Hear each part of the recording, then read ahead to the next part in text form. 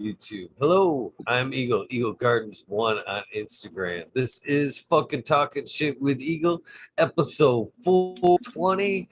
Holy cow, this one came up way too fast. We have got one amazing night ahead of us tonight. I have been waiting for this opportunity for a very long time. I have Mr. Spliff here with me tonight. You want to tell us how we're doing and, of course, where they can find you, my friend? So let's start it off with this. I hope it's loud enough. Small pipes full, strip that George Lucas, chainsaw power bomb. Stop it out, window. I miss those videos. You can find me on Instagram, Mr. Spliff Cannabis. That's pretty much where I post most of my content.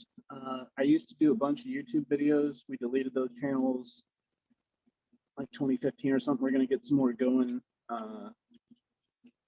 We're thinking about doing some podcasts and things like that. But right now we're doing a bunch of breeding, and a lot of that is on Instagram. You'll see a lot of the different phenos that we're selecting and mothers we're working with and the dads we've selected. And you'll find a lot of really cool stuff there.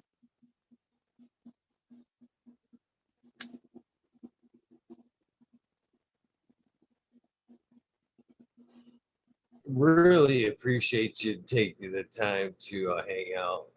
And I just want to point out the fact that I watched him hand roll that big old split. Hand roll. Pretty amazing, too. I get a lot of comments back in 20. My God, when would it have been? Nothing near as impressive. Hey, I've got a lot of practice, and in 2006, I went to Germany. I went for the World Cup, played soccer my whole life, and I met a bunch of cats that rolled joints like they knew how to do this proper, and my joints were so bad. Oh my gosh, they were just these mangled. I tried to put the filter tip in the back after the fact. They looked terrible, and I learned real quick because we hung out in Frankfurt, Germany for a couple of months when we were there in Europe, and if there was a bad joint circling, they would blame it on me. And this was this kind of hard to deal with. And so I had a lesson early on, and then I just kept rolling them. And I've been a craftsman my whole life, carpenter. And so there's a few technical things that make this work well and easy. There's the camera. But we rolled this joint on Farmer John's YouTube channel back in the day, and people still come up to me. They're like, dude, I watch that video all the time because it teaches me how to roll my joints. I'm just like, that's a lot of fun. I don't know if I have my truck. I do.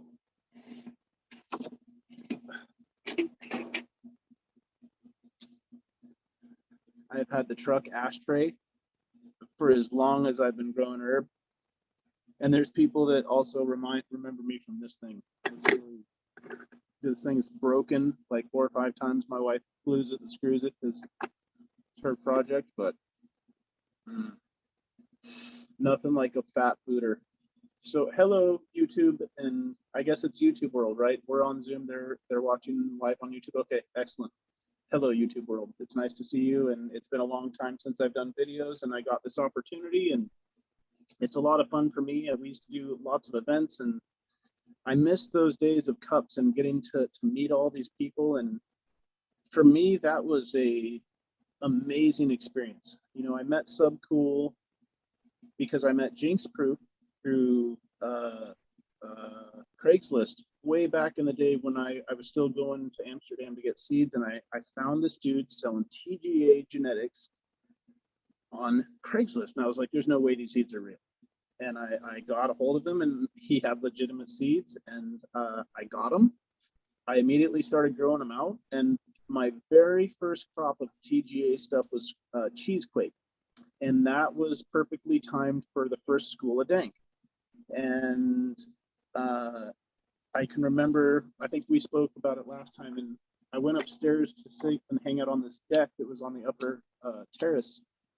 And I sit down and I'm rolling a joint, and I'd never met Subcool. I didn't even, before I met Jinx Proof and knew what TGA really was. I knew Subcool as a photographer because he used to work with the DNA guys with Reserva Privada and take all these photos. And so I'd always seen his name in catalogs, and I was like, man, this guy's been around forever. But I'd grown out Cheesequake, and I was still kind of learning what's what. And this dude comes upstairs. I knew Sub was coming that night, but I didn't know what he looked like. And this dude comes up with his long hair and his freaking his purple glasses and his little green hat. And then here comes this chick in this weed dress, weed leaves all over. I was like, that's got to be Sub and Jill. And he sits down right next to me. He asked me if he could sit next to me, and I'm like, uh-huh. And I gave him a jar of Cheesequake, and that's where Sub and I fell in love. And we had a very unique brotherly relationship. He's definitely sad when I left TGA, but so goes life, and he was somebody I admired. Hardest working dude I had met in the weed industry, hands down. He could work 16-hour days back to back to back to back over and over again, and he loved doing it. That was like watching the Weed Nerd. He loved doing those shows. That's why I love stuff like this, because what's better as a ganja lover than to be able to sit back and smoke a joint and watch people talking about weed or something that is related to the garden, and especially a personality like Sub. He loved to rock out. He loved the smoke. And could you hear the clip that I played in the beginning? Yes. Good. That's one of those iconic things. I'm trying to think of the guy's name. I can't think of a seed company right now. What is it? Dreddy Jeff. Why can't I think? Irie Genetics. He does a podcasty show, and he does the same kind of homage intro. And it's interesting to see the Rasta print. Jeff. What's that? That's Rasta Jeff. Rasta Jeff. That's right. Yeah. 6 foot, like 5 million, super tall, really sweet, really nice. But he does his show, and he has that kind of same intro that pays homage to the Weed Nerd. And my favorite picture of Subcool is the Weed Nerd knuckles when they finally dried out and they're all black, and he's in his red shirt. And I think it's from like 2.5, 3 years ago. It's weird with him not being here. I don't like sit and tear up about it like always or anything, but it's odd to think of such a beast, such a rad dude. We all got our faults and our issues, but that Subcool is one of a kind. That's for damn sure. Yeah. I definitely miss him very, very much.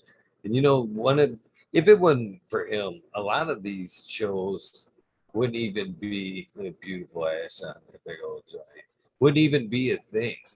He started, particularly, I think, the whole want to hang out in a live chat. You know what I mean? I think we all kind of contribute that to him and the Weed Nerd thing. Yeah, without a doubt, man. I'm trying for show. I don't have your show pulled up to look at the comments, and I probably should have done that. You can just bring up Eagle Gardens, and it should show us as live, and click on it. And when it pulls up, just pause the video and click top our live chat. Even though okay, there we go. the chat will keep rolling. All right, so let's see. Now, when it brings up the chat, you have to bring up live chat. There's top chat and live chat. So one of the things I was trying to say is one beautiful thing about doing this show in the last year, almost year and a half now, is I've had so many of Sub's friends on, so many weed nerds, and they've told awesome stories about Sub.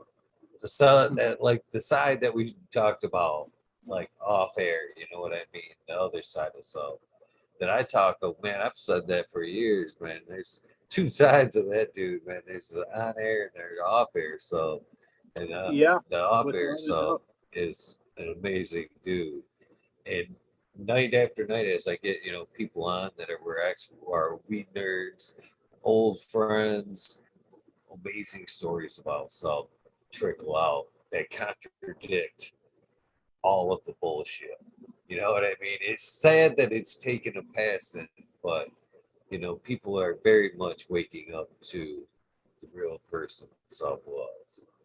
And Yeah, it's nice to see the some sub kind of pool, redemption the for sub that that man. I know, like I said, especially as men in the industry, like trying to fight ego and friendships and being in his position where everybody wanted something from him, and he put on so many people that a few of them definitely didn't show the respect that needed to be given to somebody that was a trailblazer for so long. And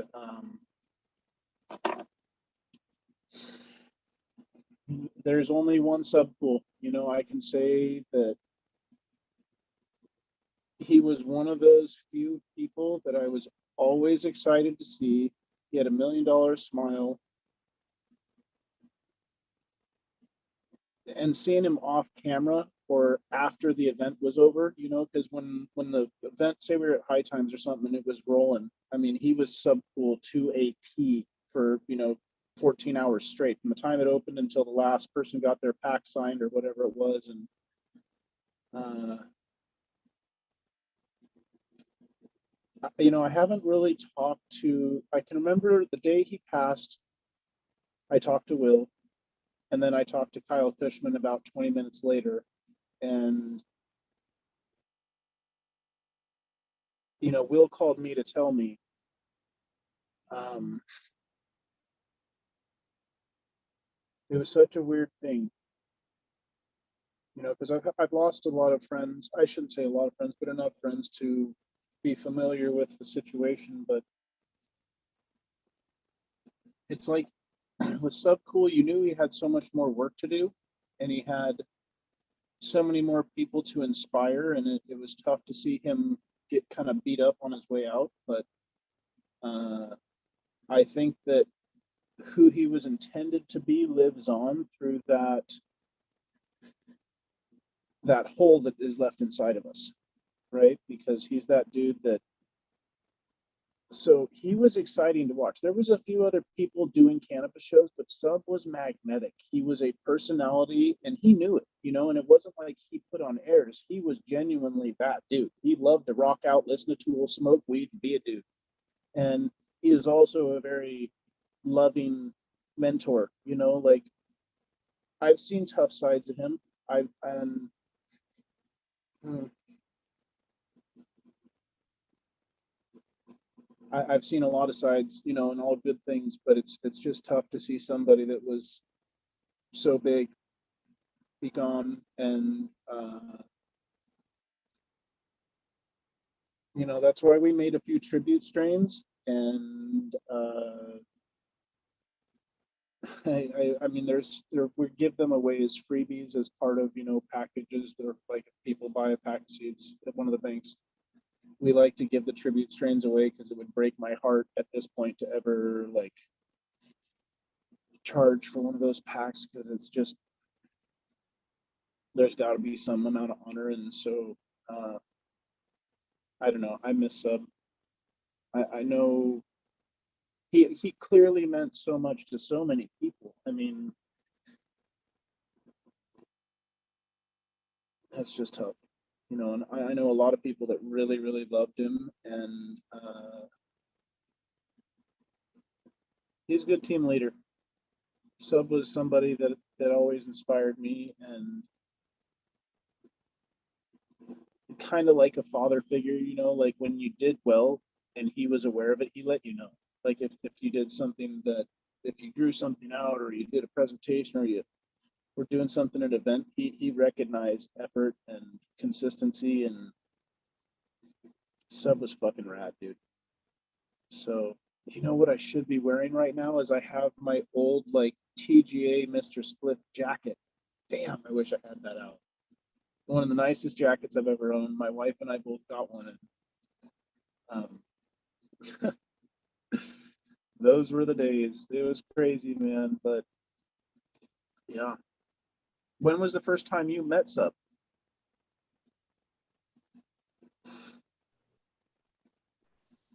A long time ago. Long time ago. It's been 2010. Okay, so you knew 2010. before I did. It's I do miss that cat. He opened a lot of doors for me, and still to this day is opening doors for me. Dude, I You know, wouldn't be connections I Mr. met through Spliff. that cat. Yeah, he was a he put a lot of people on, like I said, and I went from being so I get a lot of people that approach me like I'm some kind of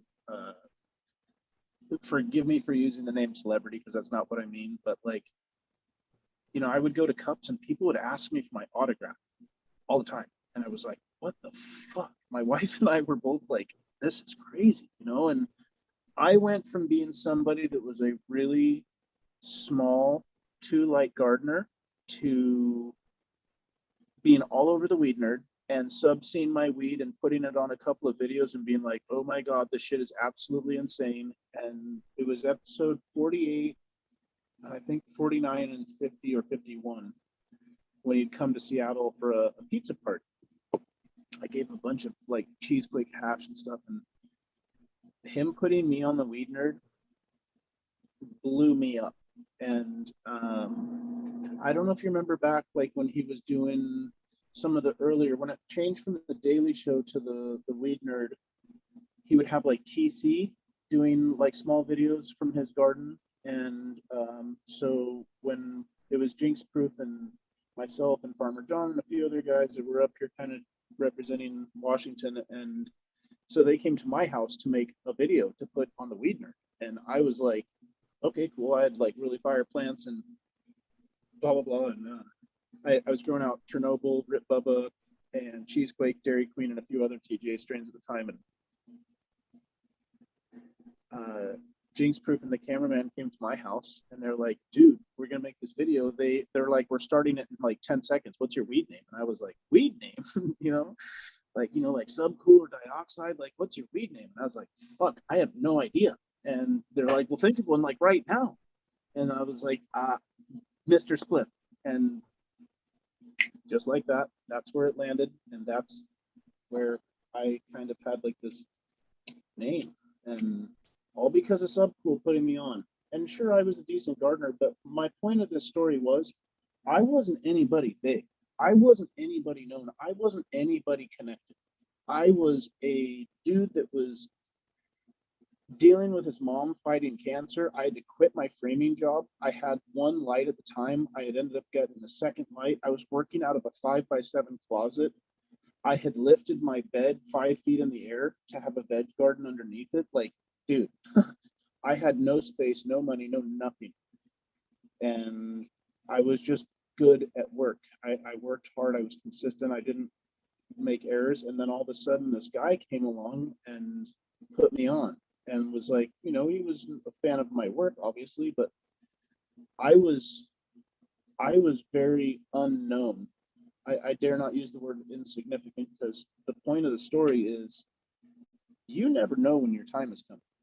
And be ready because you never know when you're just going to get an introduction to somebody that maybe a week, maybe a day, maybe a year, all of a sudden opens up this door. And be ready. It's like this world has so many opportunities, and I don't watch football. I'm not huge into sports, but I saw Tom Brady talking one time. He's like, you realize they took out Drew Bledsoe because he was just not doing well in the game and put me in. And all of a sudden I became like greatest quarterback in the whole wide world because I took that moment. And I remembered that for a long time because I was an athlete my whole life. And so unfortunately, Sub is gone, but behind him comes a bunch of opportunity through people that were associated with the Weed Nerd and with TGA and Subcool's work that we can come together and create these new opportunities like the show. And thank you, by the way, for putting the show together and having me. I can talk a lot, so it's nice to have a place to talk. Oh my god. Anyway, And no, I'm honored to have you on and to hear the stories, man. mm, I I love to hear the stories, and not only do I love to hear the stories, I want other people to hear the stories. You know what fair I'm enough. saying? Not just Yeah. about subs, but you as well. Which kind of reminds me, as I'm sure he will come swinging back into the conversation at some point. Let's get to know Mr. Spliff a little bit. When was your first time with cannabis? When did Lady Cannabis enter your life before all this? Tell us about that. So I grew up as, I guess you could call it a troubled youth. I had um, I had a very interesting family dynamic. Nothing crazy, but a very intense situation growing. And I was really good at soccer, like really just very athletically gifted, and soccer was just something that um, came very naturally to me. I I probably could have gone as far as I wanted, and when I was 11, I started experiencing massive issues with my knees, and then I had my surgeries in high school, and I used to have a lot of scouts at my games, and then one day they just stopped coming because of my injuries, and there was a lot of things in my life that left me feeling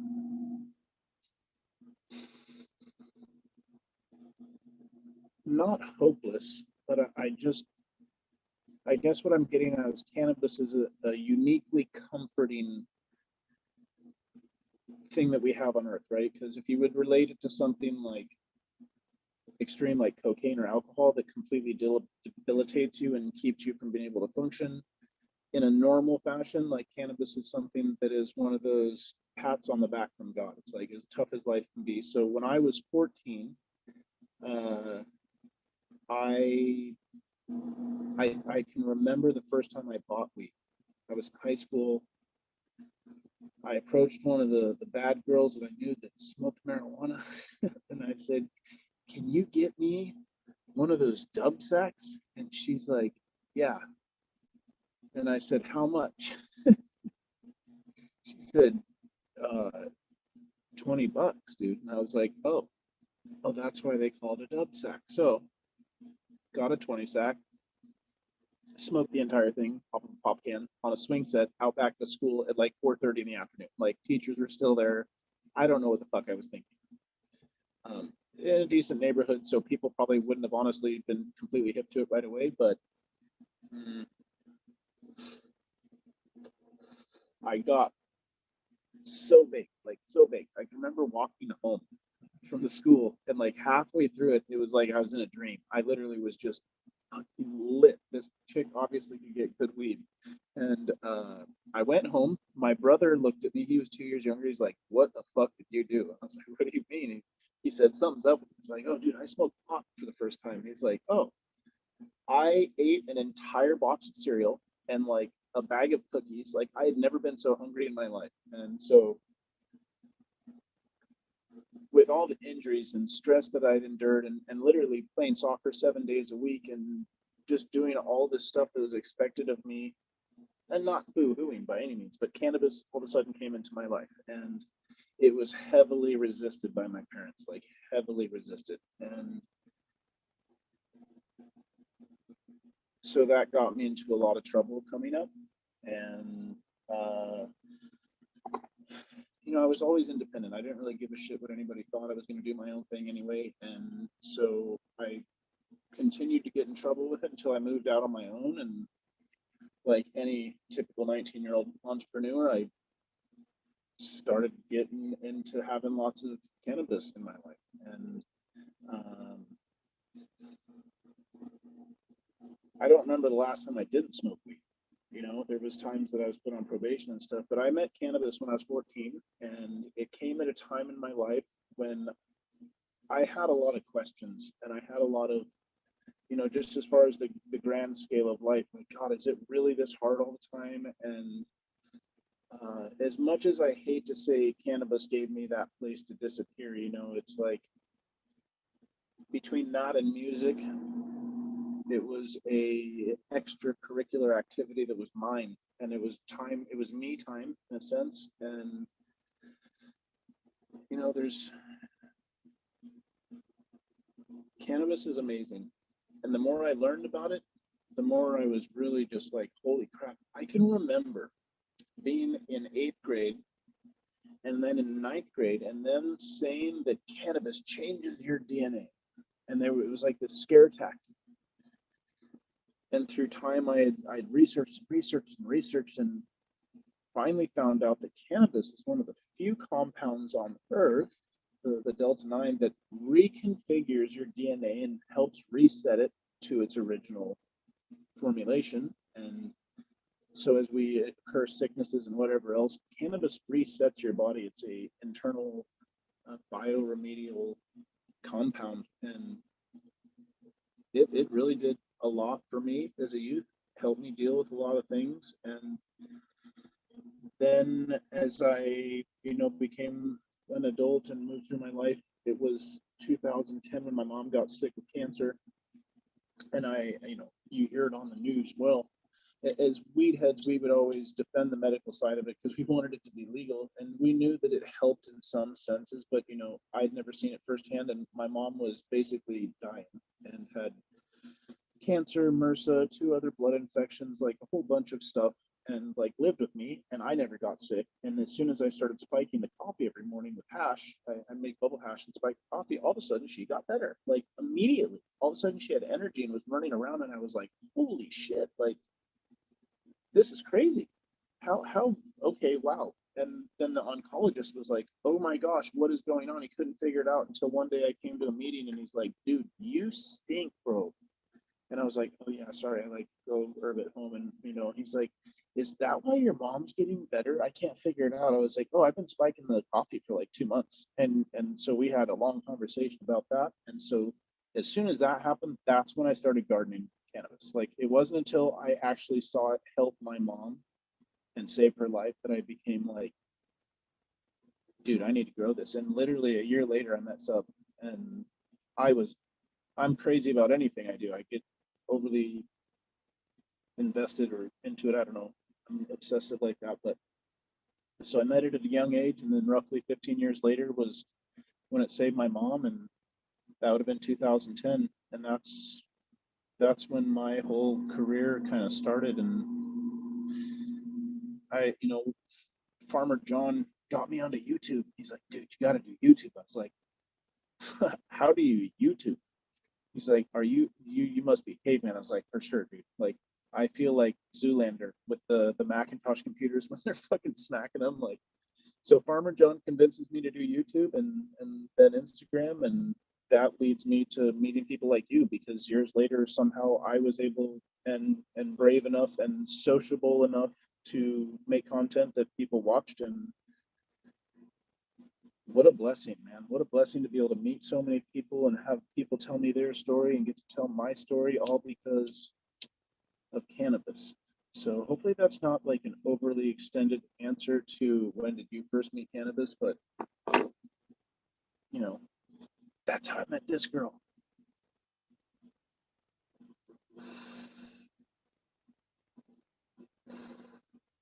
I love smoking weed, man. The first time I blew smoke out, I was like, wow, that's really neat. So kind of started there too. I drink a shitload of coffee too, man. Light roast, black, just all fucking day.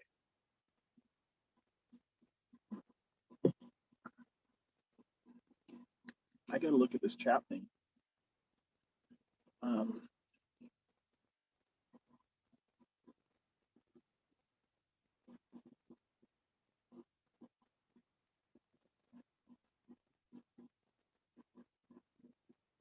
Thank goodness for a quick bounce back. Issues with the feed. Yeah, but we were still live. It didn't cut the live feed at all. So I'd like to say, man, as far as first experiences or building a relationship with cannabis, man, talk about some strong, deep roots, brother. Uh, Very impactful, man, especially with the part about your mom and actually seeing the part as a medicine work. I mean, usually takes a lot people quite a bit of a into their journey before they actually get that deep with the relationship with cannabis. And for Right. me and for others, you see the impact of what it could really do, but then I don't know. This for me, I find true, and you could maybe tell me if it's for you. But once you start that cultivation aspect of it, man, it does. It's like it seals the deal. The way how you feel about cannabis at that point, it's completely different. But for you, man, it had a deep impact and that deep. It's seen you like that. Those roots grew strong and deep quickly. You know what I'm saying? That's what I'm trying to get to. It seemed like those roots in you took off fairly Yeah. quick and deep. Most things in my life are pretty profound, I would say, like uh, pretty intense. But I think we all have that love relationship with cannabis because it's one of those few things that, again, it won't destroy your life. It's not like drug use with like pharmaceuticals or heavy drugs. It's a compassionate, soft, comforting. Um, I don't know. We all develop that like unique love relationship, and it's interesting that mothers that have never consumed cannabis, when they nurse a baby, they pass cannabinoids on because that keeps the baby's feeding cycle regular, and it's just a natural occurrence in our bodies. And I look at the fact that if we were men walking through the forest and we came upon cannabis, we would be very intrigued. Even if we didn't know from our buddies that, dude, you should light that shit up after you dry it out and you could either make hash or smoke flower, but you would be intrigued by its appearance. And once you smelt it, like, holy wowzers. And so cannabis is one of those things that's, wired into us to start. And as long as you can manage yourself and, not blast yourself with dabs all day long, although I've seen people that can do it and function just fine. I'm not one of them, but uh, I don't know, it's just such a special, unique plant flower that you can smoke, and it's like a baby blanket. You just love it. You never want to let it go. Mm. So, let's see here. So, what was that first grow looking like? Obviously, say the one light. Was it initially a super soil beginning? So the first grow that I ever did was under 1,000 watt HPS parabolic iHortolux lamp.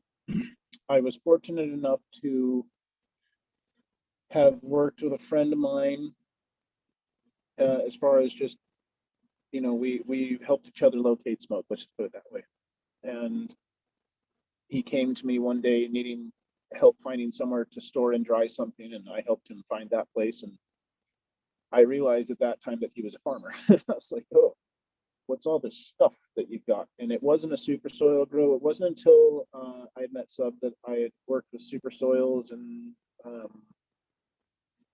at the time I was using like advanced nutrients organics lines like the iguana juice and Mother Earth Super Tea and some of their bacterias. But it was a pretty modest grow, and my first two cultivars would have been Super Silver Haze and Strawberry Cough from my buddy. I'd been smoking them for years, and my buddy kind of showed me a little bit of stuff, and so I had a sliver of an idea of like to keep the soil moist. And I didn't have any gardening experience at all, and like not with my parents growing up or anything like that.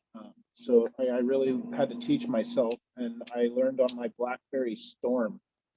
There's a Zoomer mystery. What's a Storm? Like, God, the original click screen. Like, hey man, reading this little tiny phone all these grow logs and stuff that people had put up. And so my first grow was decent. Like the weed came out. I couldn't believe it. I saw these flowers and I cut them off and I dried them and I was just like, wow, that's really incredible. Like, is it real?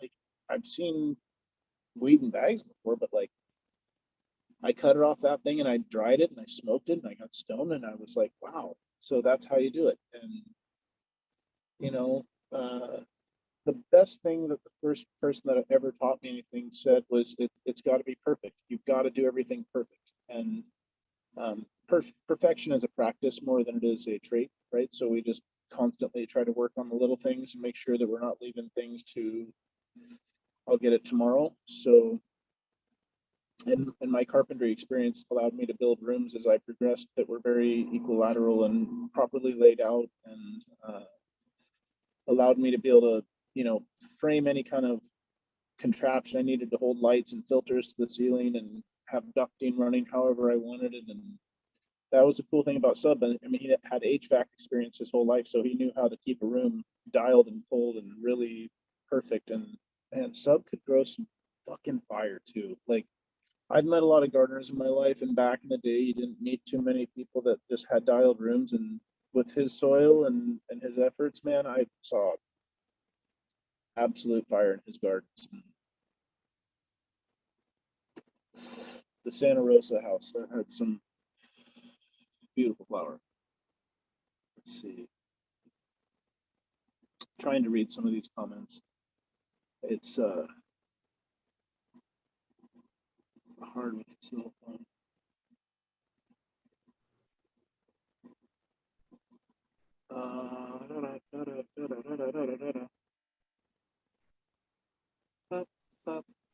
So definitely being able to grow up, start over there on the West Coast, man. You seem like you were able to uh, make a good start with the right folks right from the get. I was lucky. Like, there's a lot of people. I've even seen a few of them running their mouths in the chat. That's fine. When I left TGA, we'll get to that after. I guess when I first met Jinx Proof, we got along really well, and there's some people that misunderstand that relationship that kind of soured between him and I. And my wife, before we were married, but we would go to his house and hang out with his son and his wife and other folks from TGA, and we were close. And then Robert had his first seizure, which was a really scary day. And after that, he didn't look at me the same. I can remember the first time I saw him after that day, and he didn't really recognize me. And he was like, my wife's telling me that I should hug you, but I don't, it makes me really uncomfortable. And because that would have been normal practice, I hugged everybody because I try to be a meaningful friend. And things went really well in the beginning, and there was jealousy and things. Like, I'm naturally talented and some people don't fucking like it too fucking bad. Sorry, I'm good at what the fuck I do, and some people just can't fucking handle that, and not my motherfucking problem. So when I left, things were really cool between Sub and I, and then people started running their mouths and saying all sorts of things that I would have never said. And so things, it was really good exposure to a lot more than just growing cannabis and getting my name out there. And before Sub passed, he and I had definitely rekindled our relationship, probably, I don't know, 2 or 3 years before he passed. But things were really cool at first. It was amazing to see the dynamic, and as more people get involved, more personal interests get involved, and TJ had a lot of things tugging on it from a lot of different people. And it was amazing back in the day, and there's one thing I can say about Sub is he loved Jill, man.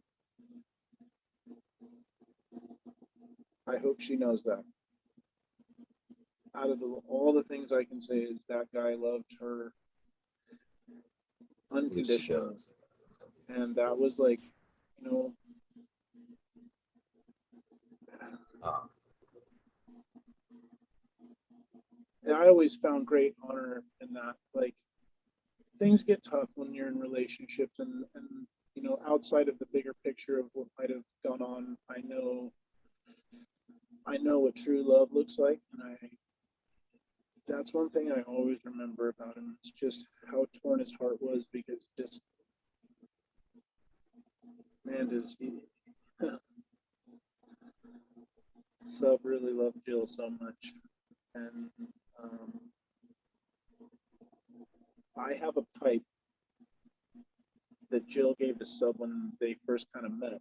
Sub gave it to me in LA, gave it to my wife actually, and that's one of the few things I still have. I've got like you know some of like the old hats that he made originally, like the original TGA hats, the fancy little weed nerd pins, or I guess even the TGA hat pins when that became super popular in the industry. But that pipe's always a reminder of that. That love is just so damn strong. I don't remember who I was talking about that with not too recently, but something that always takes me back and always just kind of quiets my mind is those kind of things. And so, you know, TGA was crazy at times, and it was really awesome at times. And um, some people said some pretty fucked up things about me, and I just took it as it was because you know it is what it is. They want to say what they want to say, and me getting all riled up about things isn't going to help anybody. And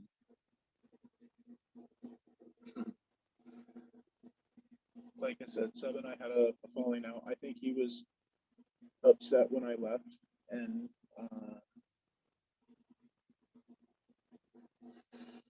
so we had a few years where we didn't talk. And then we literally, I went to go find him at his booth in 2015 at the Emerald Cup, and he wasn't there. I waited around for a while. He wasn't there, so I decided to leave. And I think I was telling you, I like, I'm standing back from the booth a little bit, just waiting. And I turned around to leave. Bam! Sub and I like run right into each other, like face to face. And he looked at me like, "Oh fuck!" And I just immediately grabbed him and hugged him. And that was a really crazy moment in our relationship because I genuinely think we had a very brotherly connection, and you know, I was really lucky to just meet him. Like you know, like you said, it was a year after I started gardening. I met Sub, and he took a liking to me and was kind enough to put me on the weed nerd. And man, just how fortunate, you know. And like I said, I went from being somebody that was unknown and didn't really have a lot of friends or that was like super connected in the cannabis game, and it was still very infantile at that time. But how lucky, you know, to meet somebody that was so motivated and so well received. And yeah, so sorry, I'm trying to read some of these comments again. Ready to get glasses, holy shit. Um, some of these comments, it's really cool to see that there's this community still raging and everybody's commenting and talking to each other. That's the greatest thing. Like you guys have to understand. So like I would go to cups. You know, I'd go to like we do the Seattle Cup or we would do the LA Cups and the San Fran Cups, and I would get to go and be, you know, Sub kind of let me just do my own thing at the Cups. And what I did is I'd stand on the outside of the booth and weed nerds recognized me, so I would talk to them, and then I would bring them directly to Sub. So there'd be a mountain of people out front of the booth, and I would get to go and like part seas and bring somebody that maybe was too shy or whatever. So it would be like a live version of this chat with Sub Cool sitting there at the booth, and like dude, it was so cool and so amazing. And so to see like chat and that you guys still talk to each other and that everybody's still excited and that like Sub Cool lives on through that. And you know, because it's really that energy, that fun and that passion. You know, it was so great to see the 45-minute Weed Nerd new episode on your notification. And so it's really exciting to see you guys talking and still carrying on. You know, I walked away from a lot of things for a long time, and here you guys are like having the most fun ever. This is really cool. You know, I honestly give him big props and all credit for this, man. This is used to be all of our favorite times, man, when he would do this. Come on and hang, just like you said, he'd rock out. Fucking, we'd just talk and fucking talk with him. And man, it's nice. And the one thing I do love about these conversations, brother, is not only are the folks that are new growers, and there's a lot of them here. There's a lot of them here, brother. There's a lot of new weed nerds here that were new growers since he's passed on, and he found this show from one way or another and heard us talk about some cool. And you know what the awesome thing, brother, is? They know some cool from all these great stories. They don't know, anything else. And it's awesome to introduce them because a lot of them will go back and watch a lot of the old episodes, a lot of his old stuff to see what the fuck we're talking about. You know what I mean? How this whole thing came to be. And they are most definitely new weed nerds every day. And it's awesome that his legacy is being carried on in That's really many, sweet, many man. ways. Yeah, you know, it's so interesting to see as the country becomes more cannabis friendly and that there's all these new gardeners like we were talking about the mounding. You know, my hashtag on Instagram is we mound round here. And the mounding technique is God, dude, I saw it in 1997 in a high times, but it was a little bit different than I did it. And a lot of people are pretty soft with their soil. Um, but the mounding technique is like imperative. If you really want like plants that are going to drink like savages and you're going to direct the water to where the drinking roots are, then the mounding is super critical. And a lot of people have no idea what I'm talking about when I'm like, you mound? And they're like, fuck is that? So we should do some kind of like show where we can talk about you know, like I saw someone saying that I used to use the advanced on top of super soil, and that is true to some degree. Like I would use the fish on top of like a lightened super soil, because generally what we would do, and I made like these diagrams back in the day, like so there was the potting soil, the TGA potting soil, and then the super soil, right? Green and the black bag. And so we used to put super soil on the bottom until we started using enzyme. And then all of a sudden there was this nutrient flush like all over the floor. You could smell it. And so thankfully we always used pond liners, so it was easy to clean up. But so we'd put the super soil on the bottom. We realized it was a huge mistake. So we started taking and putting only potting soil on the bottom and a little bit of potting soil on the top. And then the top layer and the stuff we pack around the outside would be the super soil. And so we would kind of play back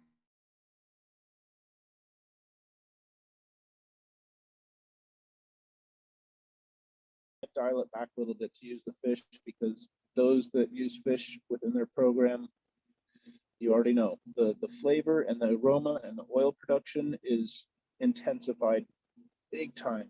And so you know, there's a lot of different questions that new growers have, and there's, you know, bullet points that someone like myself and other people that have been doing it for a long time that will tell you how critical it is to overwater and to underwater, and how imperative it is to learn those timings. And So we could do shows like that too for some of the guys that are new and people that, and when people do things differently, when we talk about it and it's in the comments like, well, hey, I do it like this, that's also good because steel sharpens steel, and that's how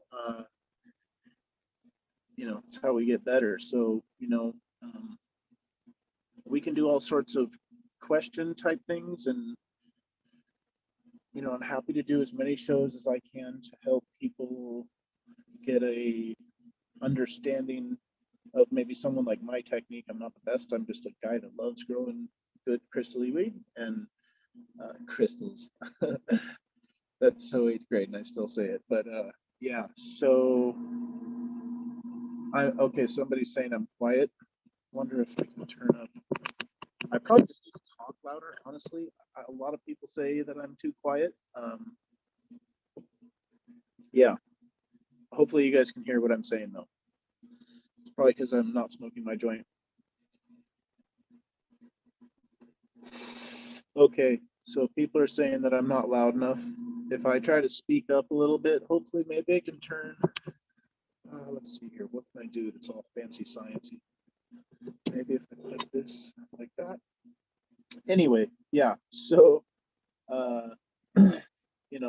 I've been through the game long enough to see that there's those few things that matter, and so any kind of subject shows we could do, I'm happy to, come on and chat it up and smoke that joints, and it's really cool, like I said, to see all you guys talking and still doing your things. Let's see here. It was definitely the joint. Yeah. Now I'm caught up on the chat too, because like I was way, way, way up there. So not technologically sound, but anyway. Shit. We got there's actually, I don't know if you can see, but there's actually 91 watching currently, hanging out with us, listening in on the chat. That's awesome.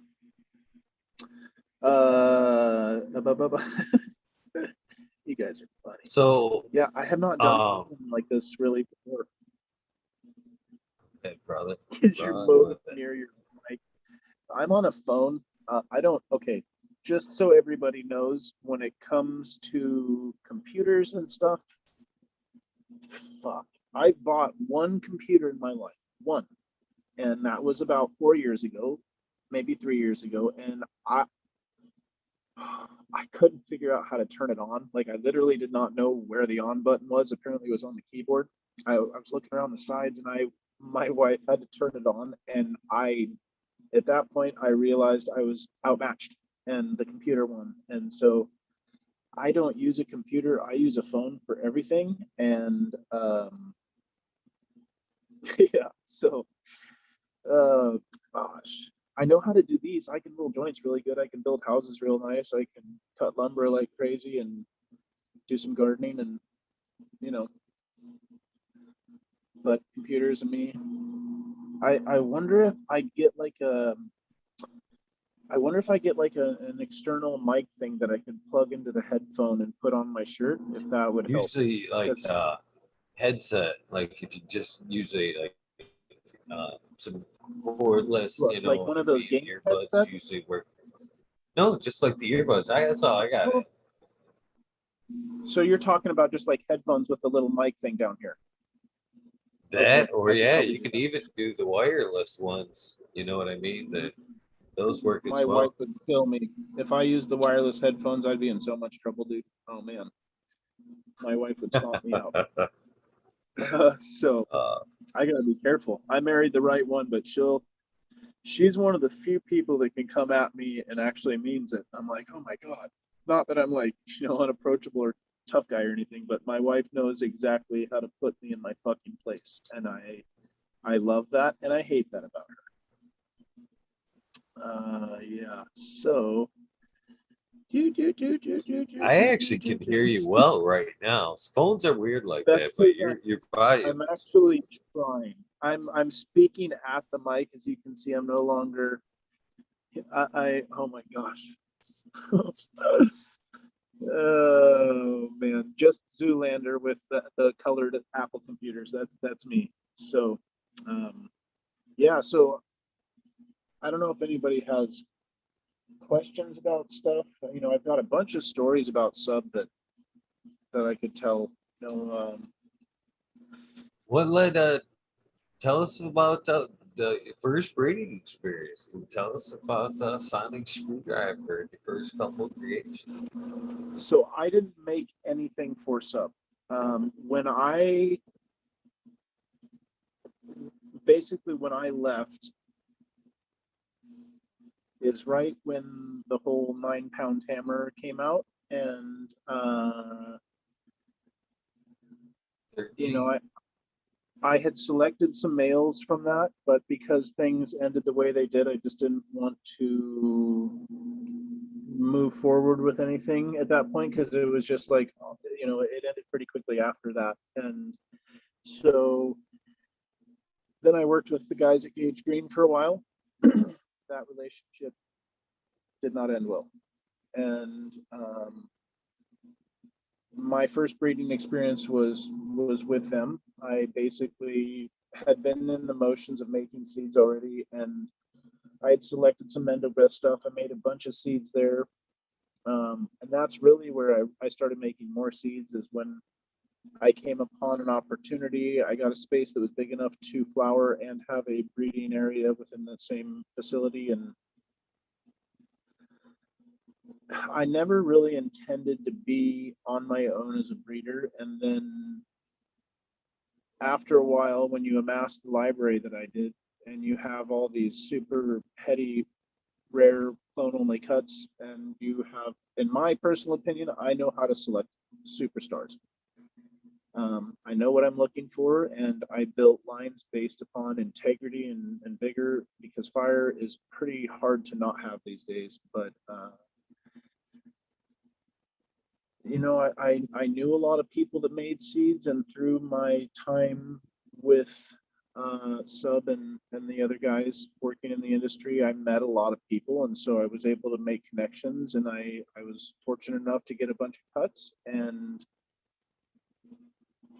then I started to understand what was the outcome of breeding as far as progeny, and what led to what. Why did you want to have certain traits in a male,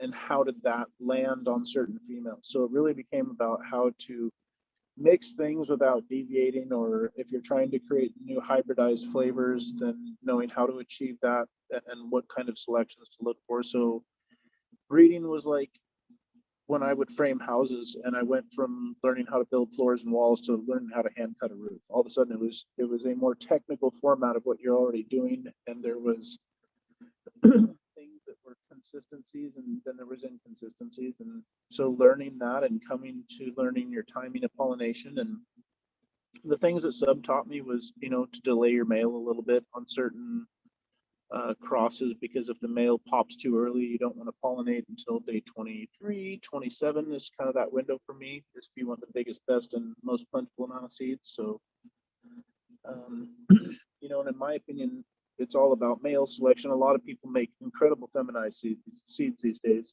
And hopefully I'm not too quiet. I'm probably too far away from the mic again. No, I can still hear you pretty well, my friend. Okay. We're doing well. We're doing good.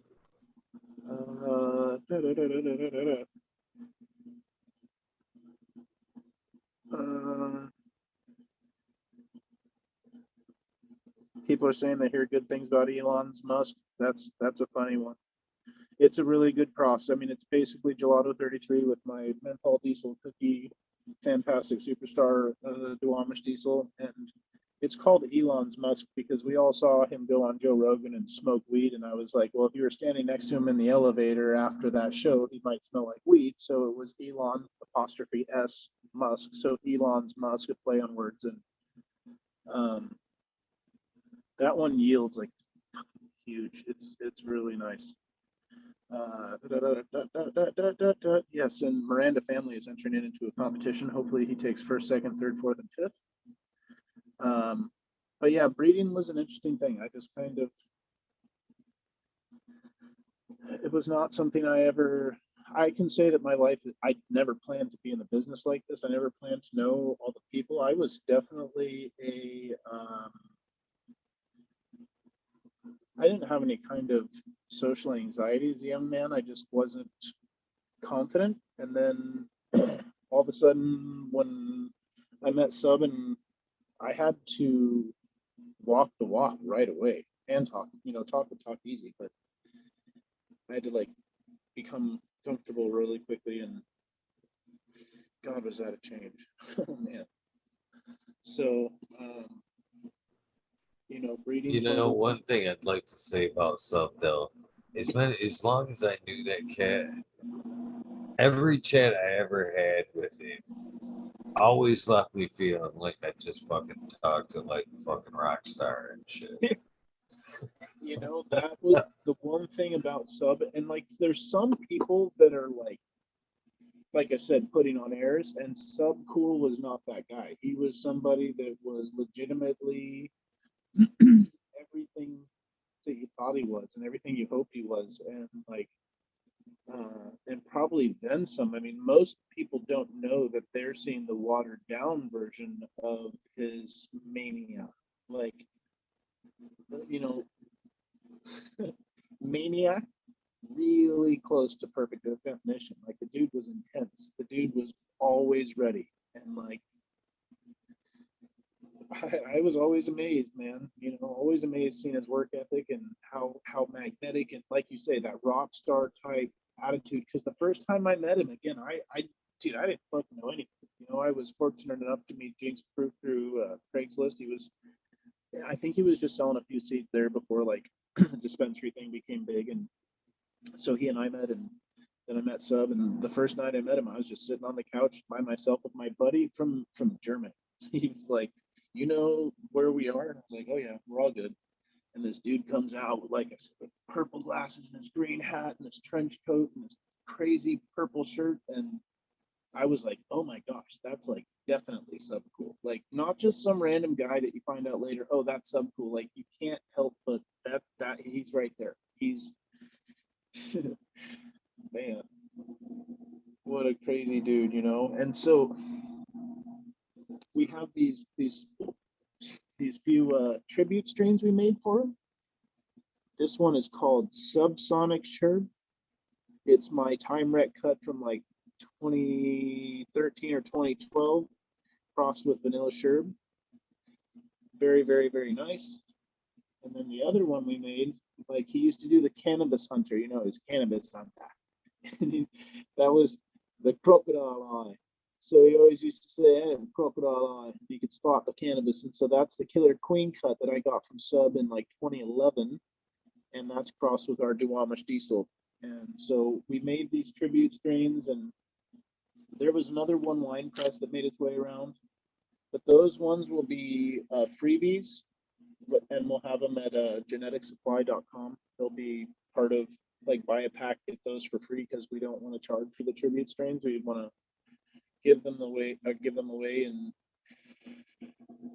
it's so weird to like make stuff like that knowing he's not here. Like, no overly emotional, like, oh my god, but in the literal sense, it's odd to be making stuff like that for that purpose, because I have these cuts that were part of the stuff we were doing back in the day, and it's really fun to be able to share it. And it's just crazy that Sub's gone. It's again, he was such a heavyweight in the industry as far as just all the stuff he did and what he brought to the table, and icon. Like, he's one of the few people you can make the comic book looking character that he did, and it totally makes sense. So anyway, man, my joint's getting small. This is a sad day. It sucks when it hits halfway, but when it's down here, You do that together in like no time, too, by the way. Man, I think that's fucking amazing that you've thrown together some strains in mind with him. It's really cool. It's really cool. I'd be happy. It just had to be done type thing. Either. It's fucking cool, man. It's really cool. I used to have the blood wreck, and we were gonna make a few things with that, but that thing was just so sensitive and angry all the time. One of the few cuts that well water would make her freak out. Like, oh my god, if you did not have like really, really filtered water, the blood wreck was like, no. you know, but oh, you know what I can show you? This is a good Spliff story. This is a really good Spliff story. So we would go to the Oregon Country Fair, you know, for years and years and years, and we had some really good friends from Dragonfly that were kind enough to bring us along to the pre-fair parties. So we got to know all these hippies and all these rad people, and really just wonderful artists and talented people. And so we were smoking this huge joint one day. It was this just 7 gram super bomber. And we were down to like the last bit of my joint. And I was so bummed because it was getting hot and I was going to throw it out because I was like, man, I need to roll another joint. And this dude that had been tripping all fucking night, dude, comes up just like this hippie voice, like, hey, bro, don't put that out. I'm like, oh my God, I don't want to smoke it down to the filter tip. He's like, you don't have to. And I was like, what do you mean? He's like, you've never seen the trick? And at this place I am known as Spliff. And so this dude's like, Spliff doesn't know the Spliff trick. And so he shows me this trick. Like he takes the joint and he puts scissors in it, right? And he pulls the filter tip out like a 1/2 inch. And now there's this 1/2 inch gap of air between the end of my joint and the filter tip. And so now I can smoke that shit all the way down. And it's quite a few more hits. And so that little bitch inside me that's like, I want a new joint. Well, you'd be surprised how often this fills that gap and makes me quiet down and be like, okay, I feel better about myself. So this dude Spencer showed me the Spliff trick where you pull the filter tip out the back so you can continue smoking your joint without hitting that paper, and life is good. I just inhaled a little bit of weed, but you know, what are you gonna do? Chug it down with some coffee. I can dig it, man. We were just talking about that the other night, man, about smoking it uncomfortably down to the filter. You know what I mean? That there's that completely solves that shit. Changer, man. Like when I saw him do it, he okay, like I said, he'd been tripping all night, like heavy. So when he saw my reaction of like, oh my God, did you just like, dude, it's like he turned inside out. I was so impressed. So yeah, and I he said pull out. Of course, there's somebody that's gonna say that. But yeah, like literally when I saw him do it, I was like, oh wow. And a profound day in my life to see that, you know. So there's little things, little tricks along the way in life that you see. You're just like, wow. Oh man, my 2.5-year-old's going off on me out there. There's lots of people besides me that are digging that shit. Man, I mean, now if you don't roll with the filter tip, you can smoke it all the way down. But personally, I like the filter tip. It acts like a carburetor, and definitely gives you something stiff to draw upon. And I know somebody's going to make that awesome thing in the comments, but like, it just allows you to hit the joint a lot harder, and then at the end you can have the trick take place, and you're like, damn, look at me. And people at parties are like, wow, you're a genius. And then you have to take full credit for it and tell them that you invented it and nobody ever taught it to you. So that's your moment.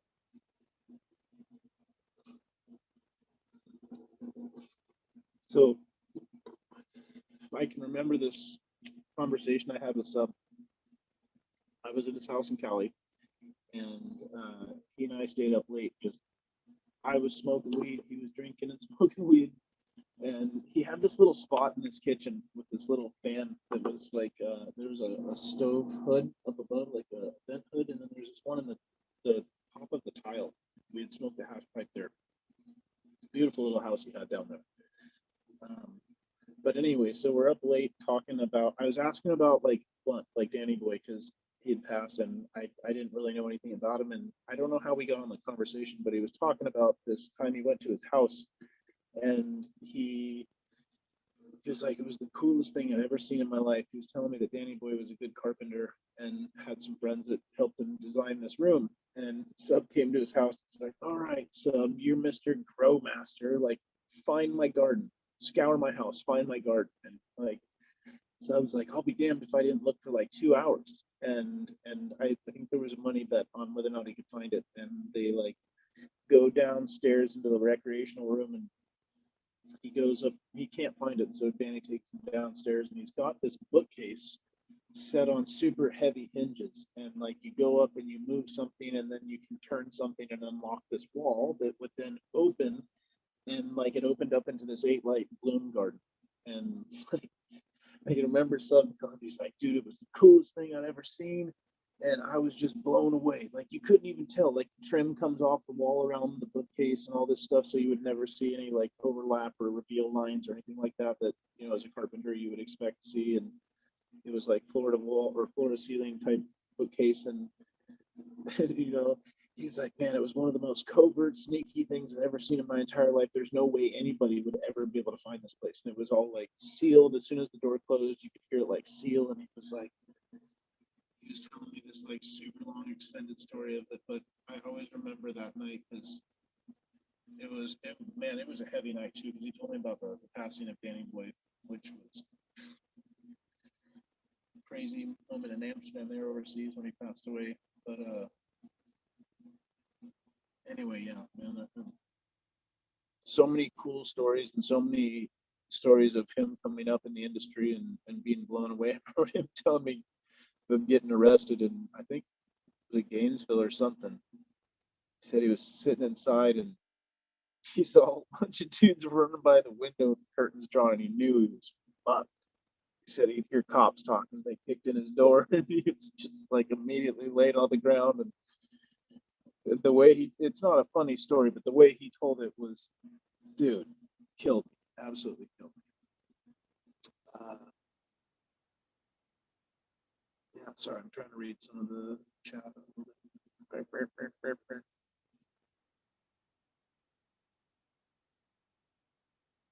See people talking about Mel Frank. That guy's a great writer. Very easy to understand. It's hard to digest some of the stuff that's out there because it's just so deep. But yeah.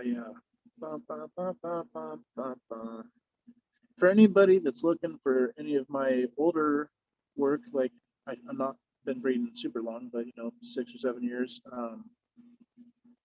Neptune Seed Bank has a lot of our stuff and incredible freebies all the time. We're now working with Genetic Supply to do some of the new stuff, and the tribute strains from Sub will be there at Genetic Supply. You can follow our work on Instagram. I ran into a situation this year where I had to be super humble and like reach out for help because I'd come across issues in the garden and physical issues with my knees and my back that I just put me in such a brutal spot, man. And so I've been a little bit, I've been off Instagram for a couple of weeks. Usually I'm pretty constant there, but it's crazy how life can change. And from my experience, it never hurts to be humble and pray. And yeah, so I'm always wanting to help. I'm always wanting to pay it forward, and I would love to do anything we could as far as shows to help educate. And I've got stories for days, but I've also got experience working through a lot of garden issues myself. I've been there, and I'm happy to help people with what I know. And I don't know everything, but I definitely have a way about doing things. And if you want lots of them resins and lots of that plant smell, then I got a few things to teach.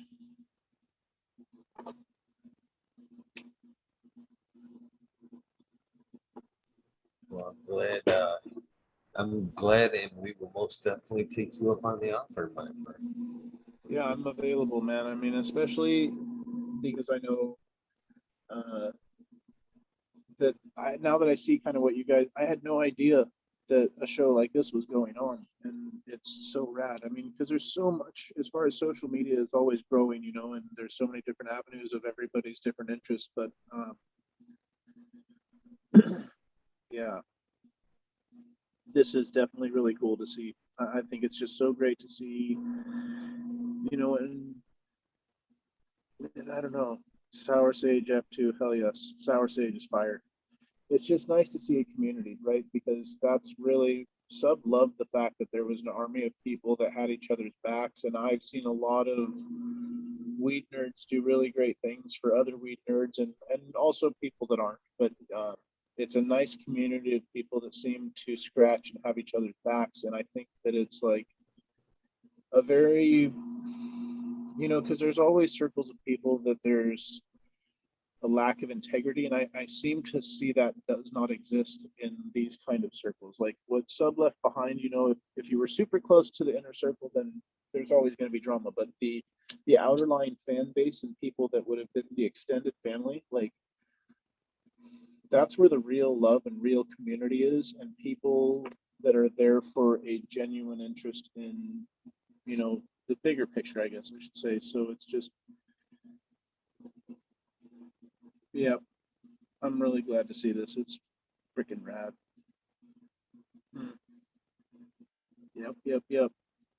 I don't know if anybody has questions or anything, but I can go and talk and talk and talk and talk. So let me tell you a little bit more about what goes on here, buddy. So basically, we do this every night. Most nights when I can get a guest, which I've done a pretty good job so far. So looks like but it.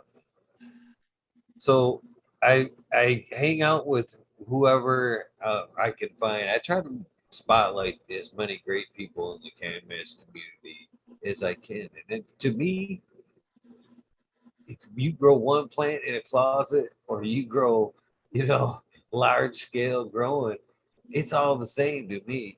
You know what I mean? You're the same cannabis badass in my book. You know what I mean? So Let me tell you this, man. So I here's insight into that really quickly. There's people out there that wish they have these huge fucking luxury ultra gardens. That shit ain't no fun except for the dude that's running the place or the dude that owns it. Now, gardening sure is fun on that large scale. You've got all the bells and whistles and all these dope lights and vapor systems and all this dope controller and amazing plumbing, and it's not yours. And I've been in those situations where there's 800 light indoor grows and giant, now I don't have a lot of experience outside. I'm from the Seattle area, so it is what it is, but I've seen huge grows. It's a lot of work. There's so much on the line all the time because once you get to scale, you have scale size bills, be it power or plant food or whatever you're designing in your soil. And there's so much that goes into those huge grows. The people that have 8 lights or less, maybe 12 lights or less, say that's a fair size bloom. As soon as you get bigger than that, it becomes about production and money, and it doesn't take away from your love for it at all. I'm not knocking anybody that's doing 20, 50, 60, 80, 100, 5,000 lights. But my point is, for you new gardeners, you'd enjoy it more in the beginning because it's so much about the fascination, right? And fascination often leads to obsession, and obsession unmanaged, that's where the game changes. And so it's like the difference between meeting your lady and then getting married. The dynamic changes because all of a sudden there's like real shit on the line, right? It's no longer playful. And not to say that it isn't, but marriage is a very serious union. And so like things definitely change, especially when I had kids. And I feel like that's how it is with employees. So once you get a big garden and you've got all this stuff going and all these people that are working for you and packaging and all, oh my God, the love of cannabis is home grows. And for me, that's really what it's all about, is personal gardens that fuel, a local small neighborhood. And so, I just, from experience, want to make that point that I have seen what it takes to maintain these huge grows. And definitely there's people that can do it with their eyes closed, but there's a lot on the line. And having a small personal garden is the love relationship that's a story that can be told over and over again, is human and his plant and pretty plant, so nice. And the first couple of times, it's everybody's first grow is fire because they didn't overthink it. And then the next grow, they're like, ooh, what could I do better? So, yeah, God, I hope I'm loud enough. I really apologize. I'm way too soft spoken, and yeah. So sorry to cut you off and put that in there, but I think it's an important point. No, no. It's cut me off at any point. I'm here to hear what you have to say, my friend. They listen to me babble every night. They listen to me fucking Fair enough. babble every Fair night. enough. Yeah. I've seen it. I've seen a fair cross section of how you can get lost within this modern cannabis game, and like there's people that are always going to be better than you, and if you're looking to change things to be more effective or more efficient, that's okay. Being better at things isn't always what it's about. I mean, I shouldn't say that, but my point is you don't have to necessarily give a fuck what somebody else thinks. If you love growing herb, and you definitely have to be honest and realistic with yourself when it comes to, creating new crosses and this and that, or what you're growing and how you're growing it and why you're growing it. But like, don't take the fun out of it, because gardening is awesome. Listening to music or your favorite podcast or something on, your favorite news app or whatever while you're gardening and just doing your thing, very awesome. Meditative, sure. Uh, Busy work and something that you greatly love. And I love gardening. I love doing what I do, and I could always be doing it better. I could definitely be somebody that, could be using a fully amended soil. These days I'm using things that are partly amended, and so I still feed fish, and I use a monosilicic acid from Aptus. Aptus is absolutely incredible. For anybody that doesn't know, hit me up on Instagram. I'll teach you a little bit about it. You don't have to use it all, but Aptus has some amazing products. I definitely still use iguana juice. Advanced had kind of dropped the product and then picked it back up again to re-release their lines, and the current formulation of Advanced Nutrients iguana juice, I love it. There's some people that don't care for it. I love it. I will always use it. It's something that time and time again is just excellent. Love the Organics Alive. Malibu Compost is another company I work for, and so I'm always doing as much as I can. And man, I hear a copter. No, it's not for me, but always makes you think. That's another thing, man. I know what it's like to come up in the game when it's not always safe to be in the game. So I've been through it. Some strengths, not all my strengths, but anyway.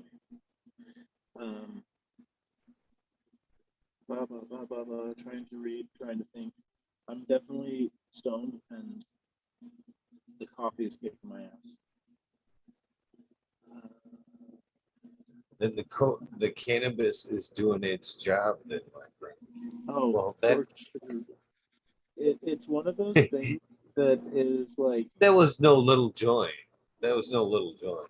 no, but I definitely, I mean, it's been, what have we been on for, an hour and 20 minutes or something? So long enough for me to put one of those away, no problem.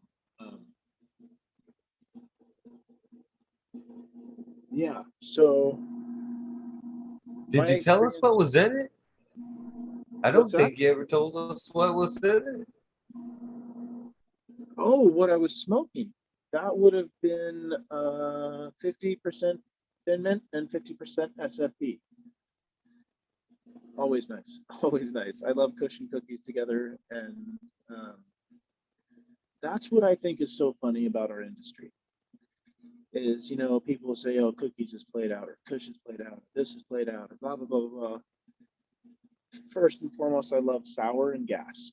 Sour is my shit, and different forms of it, sour Kush, but smoke and grow what you love. Forget what all the people have to say. I mean, there's a lot of opinions out there. I definitely have a bunch of stuff that I do not care for, don't want to smoke it, don't want to grow it, don't want to breed it. And You know, stick to the stuff that you love, because if you don't stick to what you love, you're not going to be a specialist in an avenue with an actual vetted particular taste for something. And if you don't have that kind of angle going into it, then are you creating something that somebody that desires that flavor is actually going to like if you're not crazy about it yourself? So, you know, it's definitely okay to like go outside of your lines, but do what you love, smoke what you love, grow what you love, and you know, let people have their opinions. So, you know, so the Organics Alive, I use a couple of the different stuff, and they make an amazing humic that's like 25%. I think the highest rating you can get is 20. They make a couple of different powders, and they're different than anything else that's on the market. So the Organics Alive stuff is like organic matter that is digested by bacteria first. And so it's 100% bioavailable in ways that most stuff isn't. They make a product for the vegetative state. It's a 10-2-2, so really good straight nitrogen with just a little bit of P and K backing it. They make a transitional product, which is a 4-5-5, and you would use that maybe starting day 10 in flower. And then they make a PK that's a 0, I think it's a 0-8-10. And so you can start using that at like week 5. But their powder line is beautiful organics that's digested by bacterium. And I'm pretty sure a lot of it's pH neutral, but it is incredible. And, you know, I kind of cycle things as far as like the fish and something like that. And depending if I'm making seeds, you know, then I might have a slightly more protein heavy diet for, you know, the weeks leading up to pollination and thereafter, because seeds require a little bit more love on that. I mean, they'll grow just fine without it, but to get really good, strong membrane around the seed and stuff like that, it's important to create a seed that lasts for years if you're not starting it right away. So, but as far as the Organics Alive, a lot of their stuff is really incredible. And you can hit them up on Instagram and tell them, hey, Spliff said that you guys might have some samples, because they definitely hook that kind of stuff up, and they will teach you about what they have. But they have great humic, great fulvic.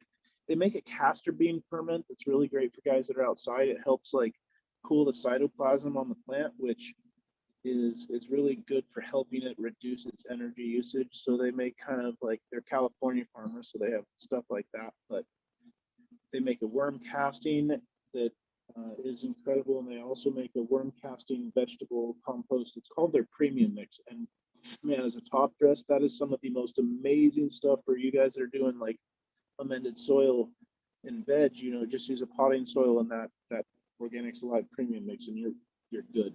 So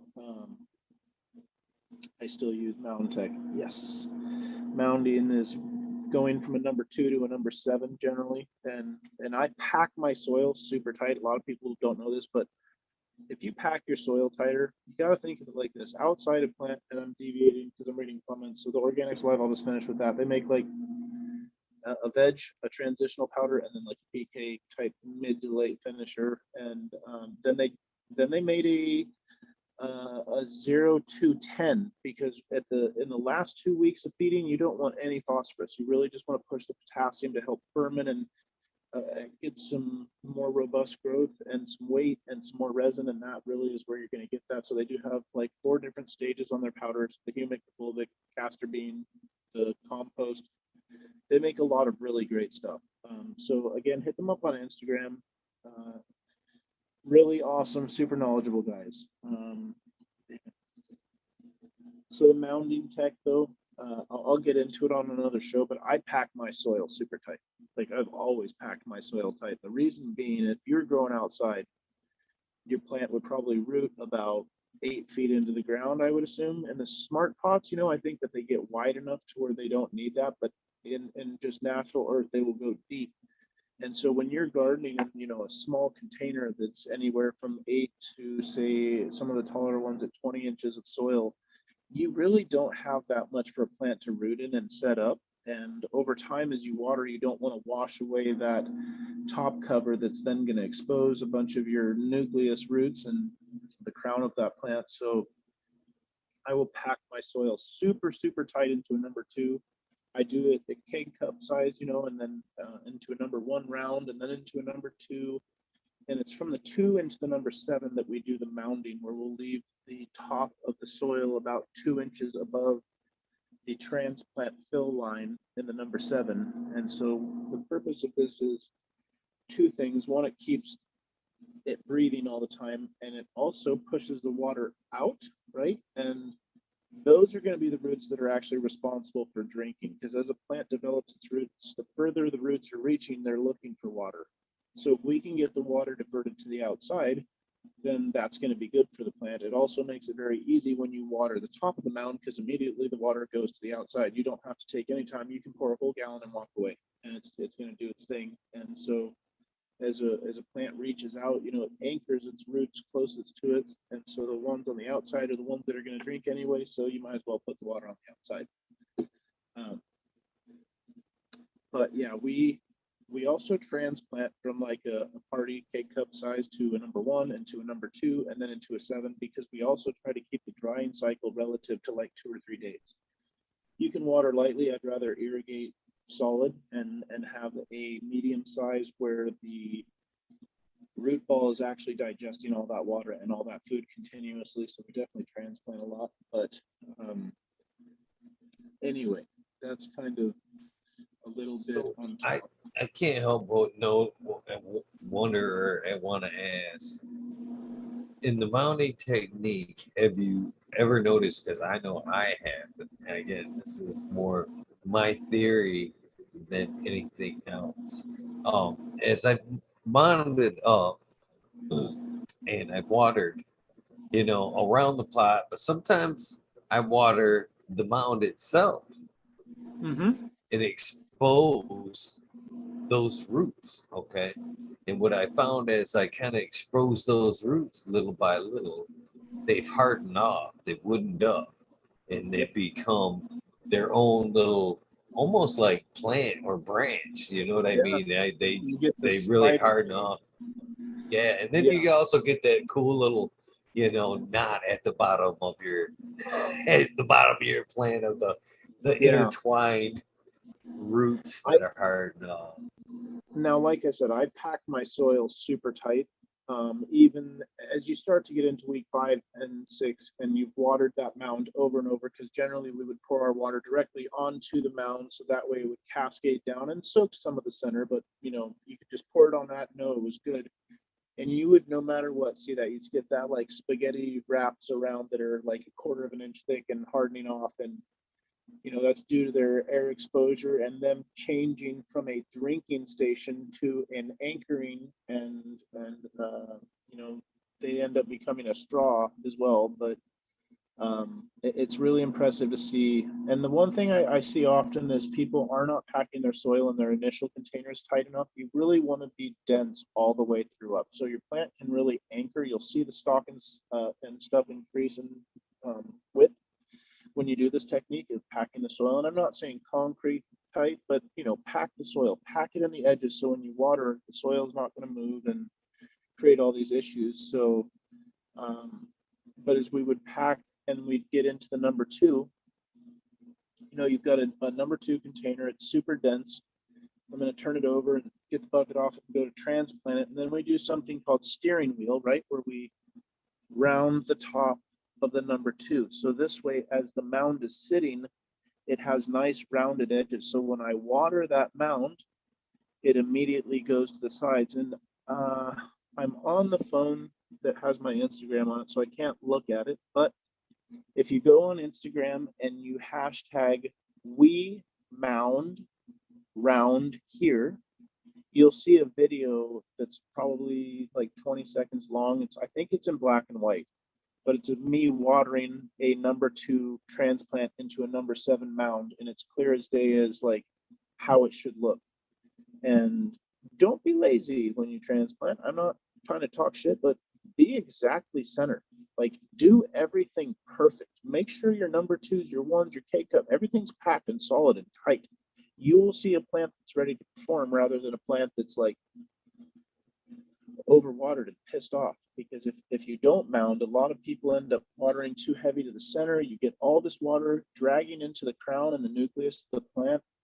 It can't breathe, it can't process, and mounding is awesome. Like I said, I learned it from High Times. I think it was a Soma article in like the late 90s. And he had like this quadruple mound on top of two more mounds. And, you know, they had just experimented with it. It wasn't like any much further than that. But mounding makes a big, big difference. It takes a little bit of planning, but once you start to do it regularly, you will never stop. It just makes for tough plants. And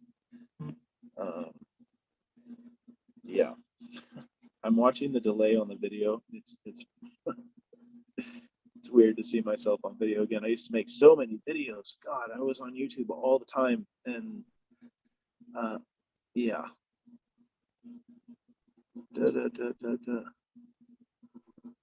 Aside So, from you the know, bottom, another thing I like about the mounding technique is it also gives you a little bit of a little bit of extra charge in the batteries in the flower stage. without a doubt, and that really comes from the plant being able to perform. Like, you know, it keeps an oxygen rich environment while still being able to wick moisture, right? Because there needs to be that binary system of like being able to metabolize the food, and you know, it's, if you were to drink a gallon of water and go for a run, you'd hate your fucking life. So you need to be able to make sure that that plant's going to be able to process the water before drowning it. And it definitely gives you that ability to keep charging forward in flower, because week 5 is make or break. If you're not charging at week 5, cut it early, you know, because it's not going to be what you want. You're going to be real sad. And I get that in my life as well. I don't have every perfect crop, but you know, it's mounding is a really intentional technique that serves a very important purpose. And so I'll try to do some I'll try to get some photos together and stuff that we can use. I wish I could find the diagram that my wife made years ago. It was so good. She was so patient and redid it like so many times, because I was trying to explain how we build the super soil in the buckets as well. But yeah. So where are you, on the east side or the west side of the Mint? Man, I am almost dead center. Oh man, Okay. you're gonna make me do the Michigan thing, aren't you? You're gonna fucking What's make me that? do the Michigan thing. I'm like right about there in the mid. I've never seen that. That's awesome. No, I did a lot of work with Aptus, and I was selling out there for a while and taking over the territory for a bit, and so I got to see Michigan. Man, is it amazing! Like, probably one of the scariest places I've also ever been. You know, like I've been to some tough places. I mean, I've been through Palo Alto, California, the east side of the freeway, not the west side. That was no joke. But when I went to Detroit the first time, holy shit, man! My buddies took me down there at night, and like, they're like, "You want to see Detroit?" I was like, "Yeah." I'm not a stranger to firearms, but when you're in a car and everybody's like, "All right," when they get off the freeway and everybody puts a pistol in their lap, and I'm like, "What?" They're like, "No, no, dude, for real. If you don't have the jump on these people, you're fucked." And I was like, "You're serious, you know?" And then they took me through at like 11 in the morning through some of the tougher parts, you know, and like I could not believe, man, I couldn't believe what I saw. Just like, oh man. But outside of that, you know, I mean, even in Kalamazoo, when I went there, I got off the freeway in Kalamazoo, and there's a dude just walking down the street with a fucking revolver in his hand. I was like, I'm gonna keep going, you know. So it was definitely a shock to be somewhere where, like, even a couple of the grow shops, one of the dudes in of all places, Ann Arbor, this dude flexed on me and told me he's gonna take all my seeds, and I was like, dude, one of the guys working at the shop, I was like, you gotta be fucking kidding. Like, wow. But anyway, Michigan is so beautiful. Like, I could not believe how green the grass was, how amazing the water was. I got to see it in the summer, in the fall, and in the winter. Like, the nicest lawns I've ever seen anywhere. Like, literally the greenest grass I've ever seen. And then I went from a place, is it called Battleground, to God, I think it was called Battleground, to Grand Rapids. And I went through this like back highway through corn country. And dude, Michigan is so amazing, so beautiful, so many farms, and just a hell of a lot more affordable too than the West Coast. Like, God, dude, you guys can actually afford to buy a house out there. Over here, you better have $1 million just to get started. Like, holy shit. So, but Michigan, man, stole my heart. Like, I absolutely loved it. I met some amazing people when I was out there, and what a beautiful state. Seriously, just blew my mind. I've been to a lot of places in the world, and Michigan is something special. It'd be nice if they could get the fucking roads fixed for you guys, but like, You need to come further north, brother. That's the thing. Sound like you only made it like halfway up, of not even oh like yeah, for sure. I think 69 Clio, probably. Yeah, Glyle. I actually am from that area. okay, That and then moved north like 5 years ago, man. Where I'm at now, I was somewhat city, and then I was Flint for a while, and then went to out further west, and then where I am north. Now I'm in the fucking forest, man. I'm actually in a village now. There ain't even 800 people in the village, and see, I'm for in like me, nothing but forest, man. I wish. I So mean, it's I beautiful up was here. told, my city buddies there were like, there's this place called Lights Out Park where you can go and see all the stars, and like, so we went to Cleveland before we went to Michigan the first time, and we're sitting on my buddy's old boss's deck. He used to work for this hydro shop guy. He's got this beautiful house on, what's the big shallow lake? Is it Erie? That would be in front of Cleveland anyway. So we're sitting on one of the lakes and like on the deck, and it's like dusk, and I'm like, dude, what was that? And he's like, what? I was like, I think there's a weird boat with a light out there. He's like, what? Like, dude, there it is again. And I'm like, what the fuck is that? And then all of a sudden there's hundreds of lights. I'm like, are those fireflies? I'd never seen a firefly or a lightning bug ever in my life. Never, ever. And I was like, wow. I, I was today years old when I saw fireflies. So, there was that whole thing. But, Michigan is one of those places where I met a lot of people in different events when I went there that were from like the Upper Peninsula and just the northern part of Michigan. And they're like, dude, you have no idea. It's cold in the winter, but like it's absolute paradise 6 months out of the year. And so I really hope to come back if they would stop all this nonsense that's going on, and then we could travel and come and hang out, because you guys got a hell of a state there. Tell you what, amazing America. Please do, man. I mean, the cannabis community has fucking really boomed the last few years here in Michigan. Not just, great breeders, but the community itself is really, uh, I think we're second to none, to be honest with you. Dude, California and the West Coast has their own thing, but man, Michigan seems to be like a little closer knit for the large state that yeah. we are. Well, and here's something that's interesting. Earlier I'm like, it's the most fun if you're like, 12 lights or less, so you're not running your ass around. All right. 10 light gardens you see in houses here sometimes on the West Coast. The first time I go to Michigan, the first house I go in, there's like 40 lights in the basement. Like, the basement was huge. And I was like, what the fuck?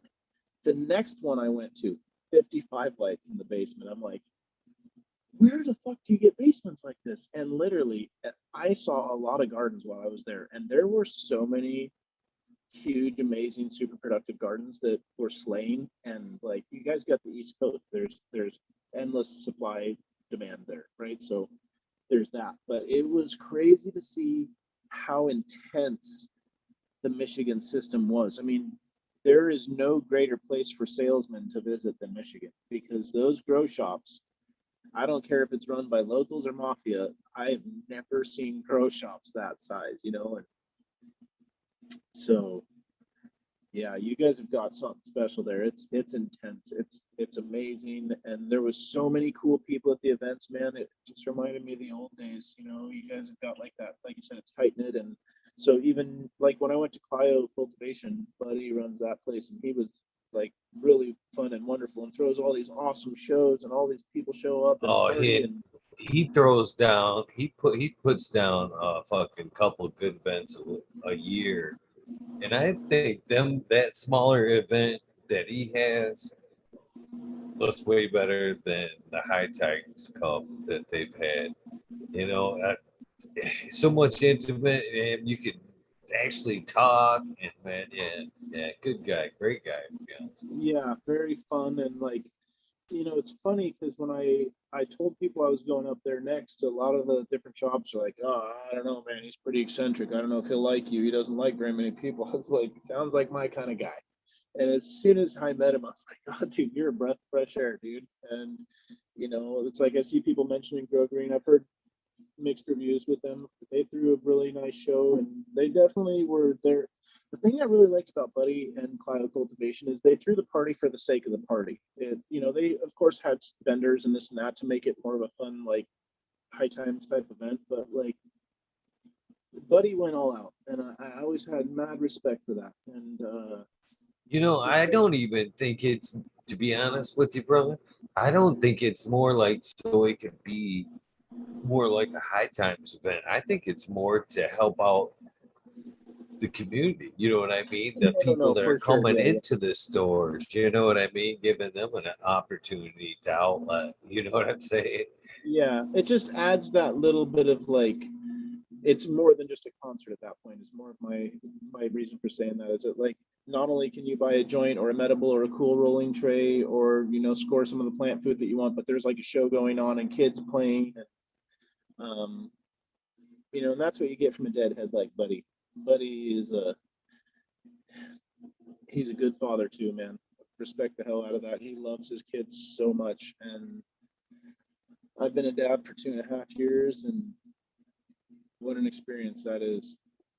He's a rad dude. So shameless plug, not wasn't really intending to, but I really have a lot of love for those guys up there, and uh, yeah, Michigan's awesome. I really hope to come back because it is a very special place. Really loving, homely people too. You know, we'd go to restaurants and people like the owner would be there, come up and ask like, "How was everything?" And I'm like, really good." You know, like very personalized and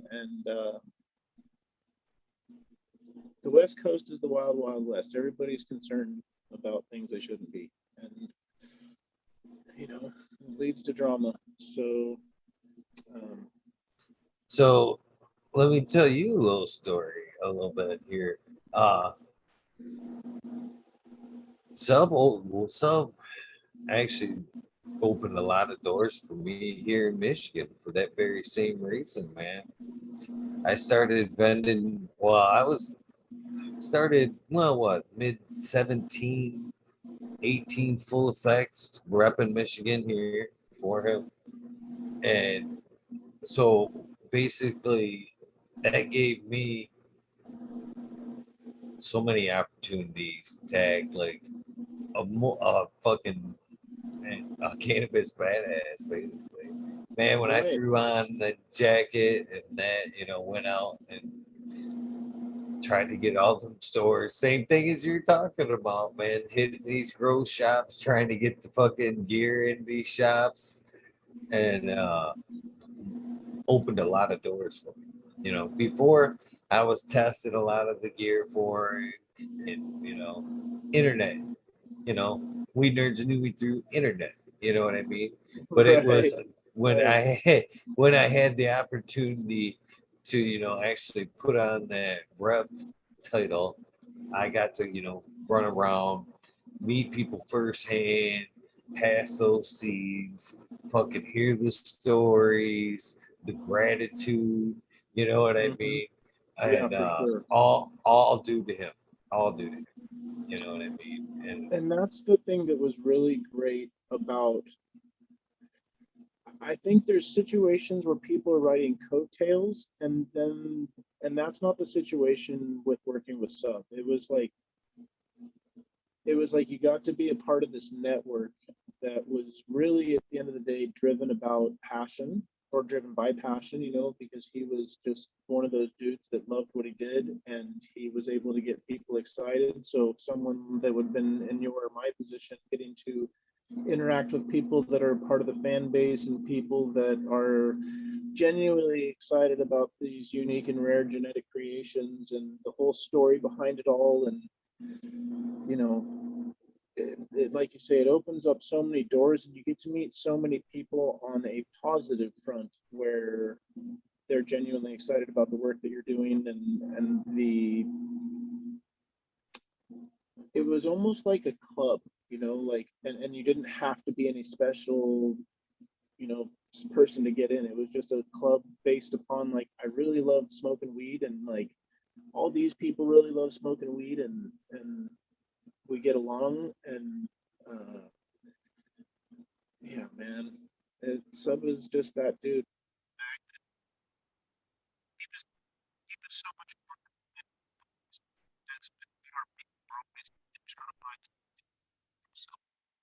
That's parts difference. lost your sound.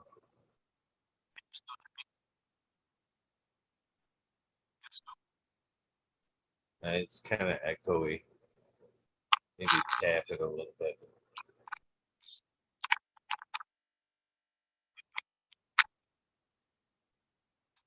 Phones could be like this sometimes.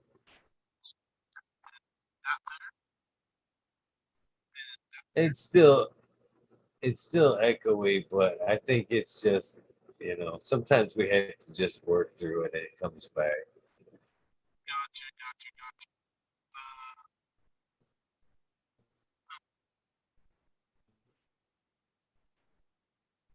Am I just breaking up? Actually, sometimes it's weird. It sounds like you're talking through like a can. You know what I mean? Like you're Yeah, faint and probably it's because like of the way. tunnel. So the next time we do this, like Jack, that probably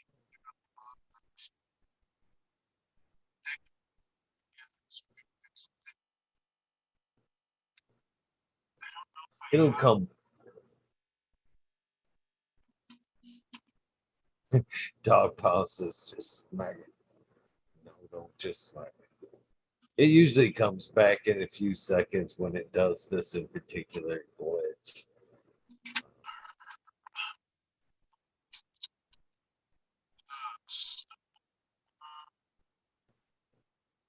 Shoot, like I said, I'm still just glad we could make this happen, to be honest with you. And again, thank you to Miranda Family Farms for setting this up. And he actually had a question in chat earlier about how do you collect and store your plant? I don't ever store and collect people, and I think it's a terrible practice. And there's people that would disagree with me, but like, I'd rather keep copy in my mail. That's a hell of a lot better guarantee. And storing and collecting all, if you have the mails, to be an acceptable practice in my eyes. I would never leave it up to be able to properly set, dehydrate, and keep it in a. I mean, you better use silicone packs and keep that shit dry. So I wouldn't want that on my pollination going wrong, because I had sterilized moisture or light exposure or temperature fluctuation, and all these things cause it to degrade quickly, and it knows how much RNA and DNA replication, that time and things like that. And all the ways you fresh, so we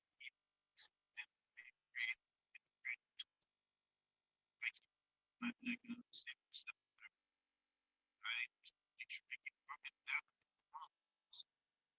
can guarantee the same outcome every single time. And I know how long it takes him to develop sacs and open and all that. And you know, when I pollinate, I shake my male over the top of my ladies. I pick him up and take him for a walk. So no paintbrush, no jars. For those of you that are drying and collecting pollen, I believe Gromer put a post up on Instagram recently about it, but I am not the person to ask about that. I am sure there is a foolproof method, but you know, are you having to keep it cold? Are you having to keep it out of particular temp? I mean, I'm sure there's a lot that goes into it, so I would rather not answer as if I know, because I don't trust myself that way. So I keep males, and so that's how I answer that. Oh, my volume's back up. Good. So, yeah, I probably need to get going soon, because I gotta, you know, like talk to the wife and be a good husband and be a good dad and read books and stuff to the baby tonight. So, do you guys have any questions that we can handle until the next time we can do this, and maybe the next week or two, or whenever I can find time? So basically, I never got to finish how the show works, but basically every night that we do this spotlight, so as you have to go, soon, the show must go on, my friend. The show must go on. So it goes from 11:30 to 4:20. So basically, how this works is the guests, when they come on, have an unlimited time slot. And some of these shows have went 8 hours, brother. 8 hours. Oh man. Oh, I've that's had some awesome. 24-hour episodes, and some of those episodes have approached the 30-hour episode. But so what happens every night is basically me and the guests start off the evening, and we run with it as far as we can take it. And then whenever that falls out, that opens up what it used to be the rabbit hole, but now is what is known as the wormhole. And the wormhole is open to all prior guests. So when me and you hang up, I'll kind of take breaks, stretch my legs, and then I fire up the wormhole and I'll get it started old fashioned sub cool style. You know what I mean? I'll get it going. I'll log on, get some music playing, smoke a joint, and usually Yes. one by one, past guests file in, and we sometimes, well, we mainly talk cannabis, but we talk conspiracy. We have a few mushroom conversations. Right on. It's like a grower's hangout afterwards. That's a lot of So, fun. uh, please keep this Zoom link because it's always the same. And Okay, now perfect. you're always welcome. Any wormhole Monday nights is automatically a wormhole. So like if you want to kind of come on and where there's Mondays is always wormhole. No guests, Okay, wormhole. So you gotcha. can bank on that. Any other night it's gap. Whatever the gap is. But Right, right. Well, nonetheless, that's you get that notification, baby's asleep in, mama's all tucked in, you want to smoke a spliff and talk with the boys, you've I got the work all invitation, night. my friend. That's perfect. I work late, so I can get stuff done, you know, packaging and taking cuts and whatever else late at night. I work all night and then get up early, and so and I'm well versed in occult talk and all sorts of what people refer to as conspiracy. That's something that will be talked about very soon. Everybody's going to have a very new opinion on the world here in the next couple of months, aren't they? So, you Oh know, there's a yeah. lot going on in our world, and it's really tough to. Man, what a time to be alive. That's all I can say. So, um, yeah, I'm down to chop it up, and you guys will definitely see me in the comments at one point. Like, you know, I'll definitely watch the show at nights, and sneak into the comments. You'll my name should be Mr. Spliff the Cannabis on the username, so it should be pretty obvious. We can get into all sorts of ridiculous nonsense, because if I'm drinking coffee and I'm not here telling the story and I'm smoking my joint and just putting my nonsense in the chat, oh god, I'm a complete I'm fun to hang out with, but I'm an idiot. So yeah, That's the fun part of cannabis. That's the fun part of cannabis, man.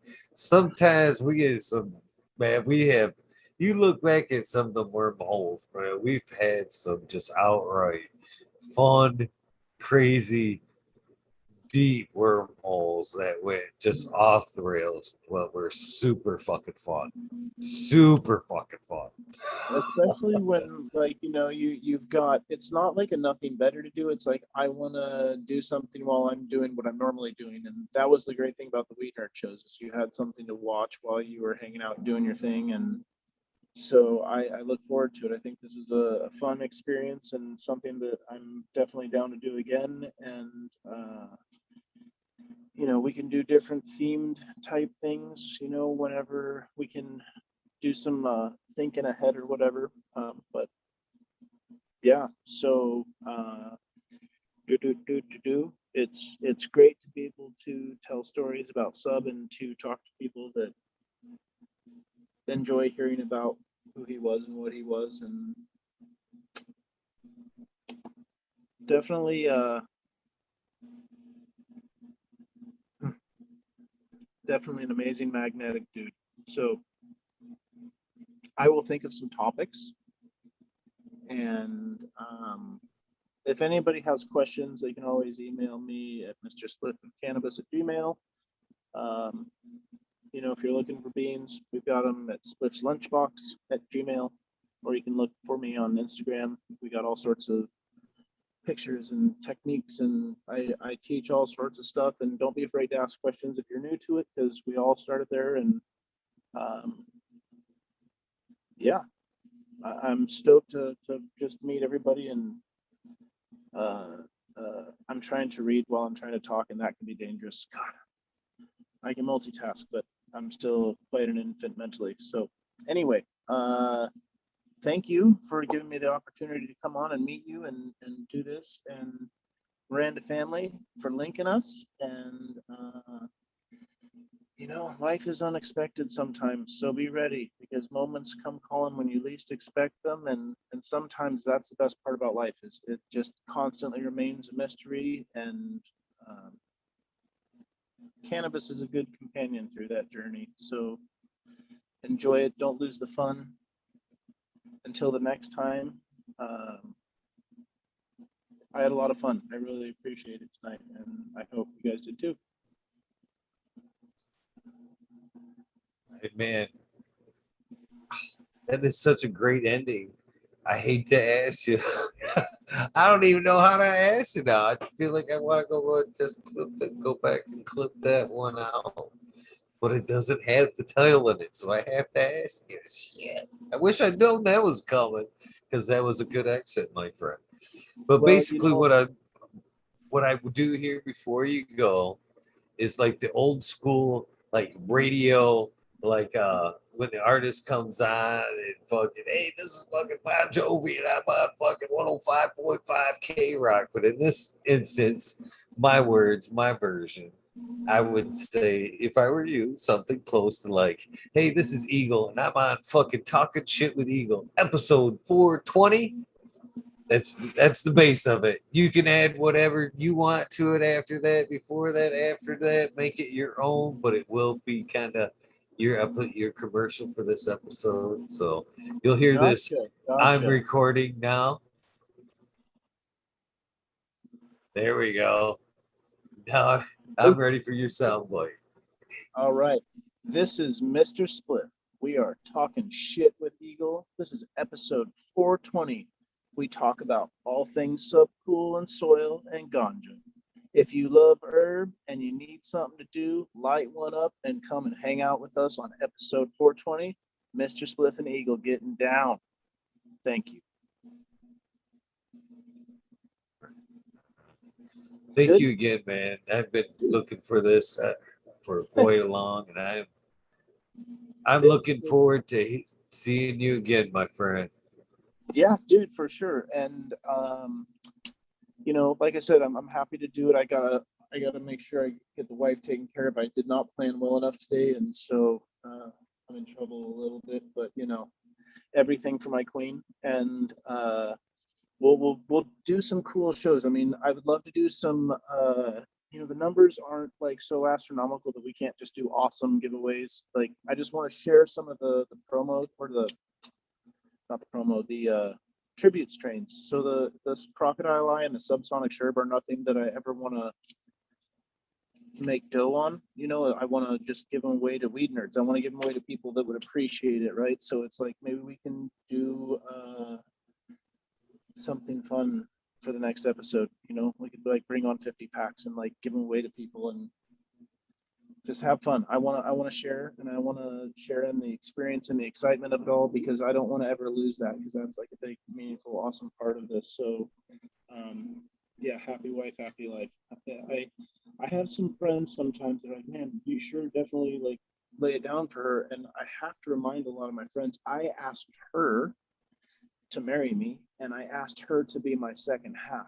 And so if I don't treat my second half as well as my first half, then man, something else.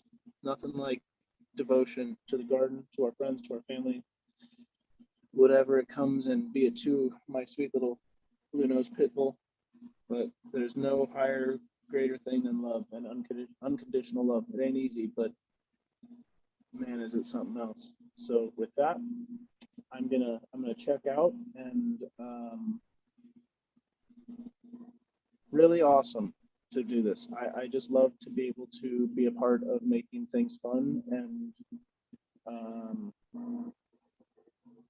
so rad to see you guys doing this, and I'm glad that you have the time to host these things. And so I look forward. I'll get at you tomorrow. We'll chat outside of this, and drum up some cool ideas. And you got my number. You can get at me whenever you want. And so yeah, episode 420. How about that? Not too bad. Not too bad. I'm proud of it. Proud of it, brother. Thank you again.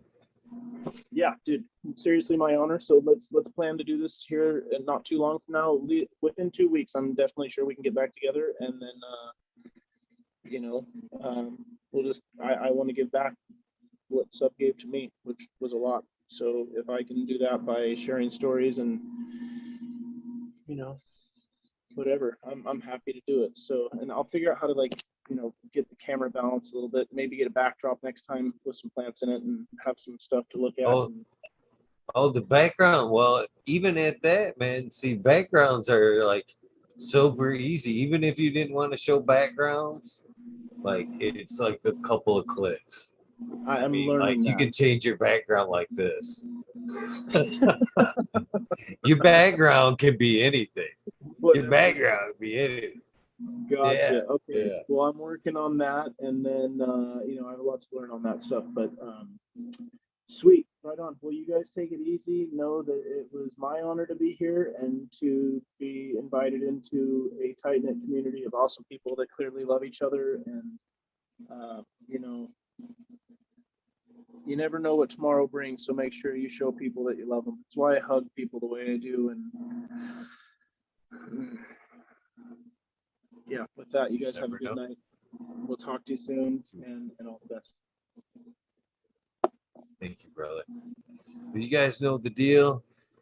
We're gonna fire up the wormhole here in a few minutes, but moreover, random acts of kindness do save lives. You guys hear me say it night after night. Never gonna get me to quit saying it. Thank you, Mr.